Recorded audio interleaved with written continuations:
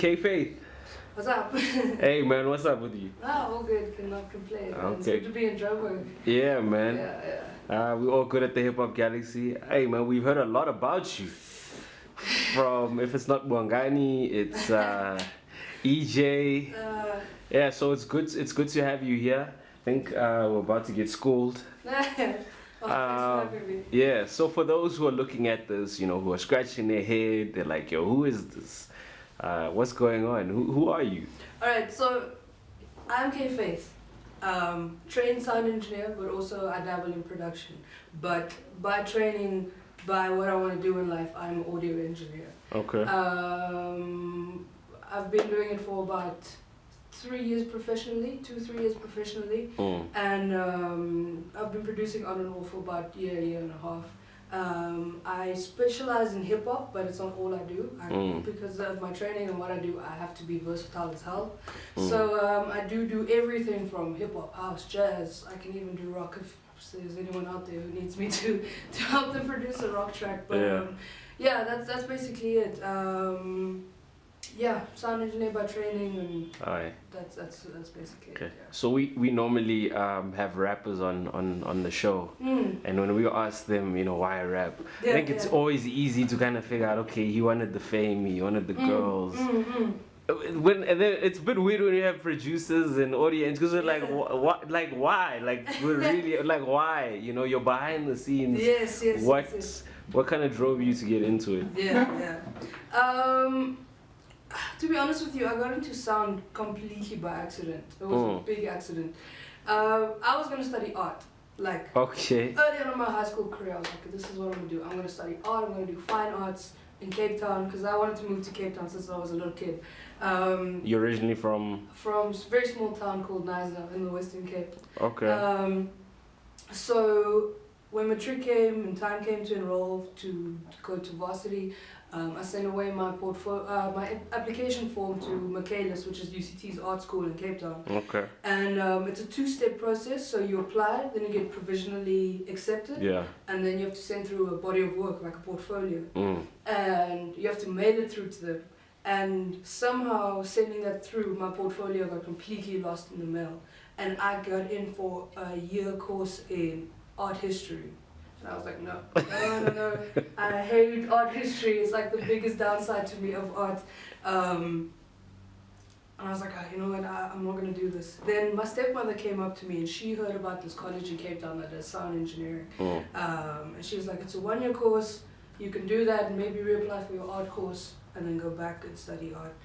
Then I enrolled to Cape Audio College, shout out to Cape Audio, and got accepted. Did that for a year, and I kind of realized, wait a second, this is really what I want to be doing, you know. And I ended up doing a 2-year course, graduated there with an advanced diploma in audio engineering, and then that's basically, I was hooked after that, and it's what I've been doing ever since. So good accident.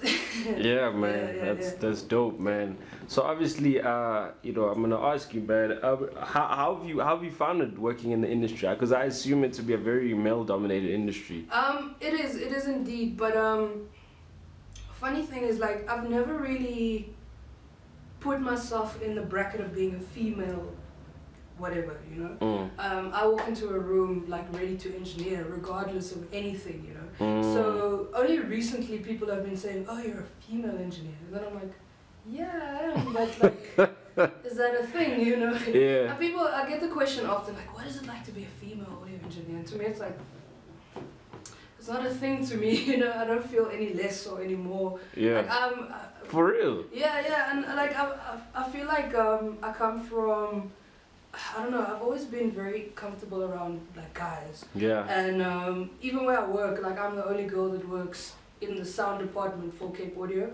And like I'm really comfortable with the guys that work there, and I feel like I'm able to like communicate with dudes like on their level. Like I'm able to get dudes very comfortable around me very quickly, and I feel like that's part of why I do well in this industry, even though it's male dominated, because I can communicate with guys on their level. So there's no like, oh, okay, can't do this because it's a girl. Like it's always been very even playing field for me. So I try and put myself in that situation to not to be, well, how can I say, like, looked down upon, you know? Okay, so, even since I was a kid, I was like, if people told me, oh, you can't do it, you're a girl, I'll be like, let me show you I can do it. You know? So it's not going to the point where you don't even see it anymore. It's just like not whatever. At all, no, it's not even a thing to me. I've had studio sessions where I've had like 16 big Nigerian dudes in the studio with me, and I'm like the only white chick there. But I'm comfortable as hell, like, you know, like, that's the kind of thing. Yeah, I think if you're comfortable, then other people are like, yeah, they're comfortable as well. Exactly, especially when it comes to music. As soon as you're uncomfortable, you know, things go south. So that's the So now another question. Yes. Why in the hell would you want to get mixed up in hip hop? That's a crazy thing.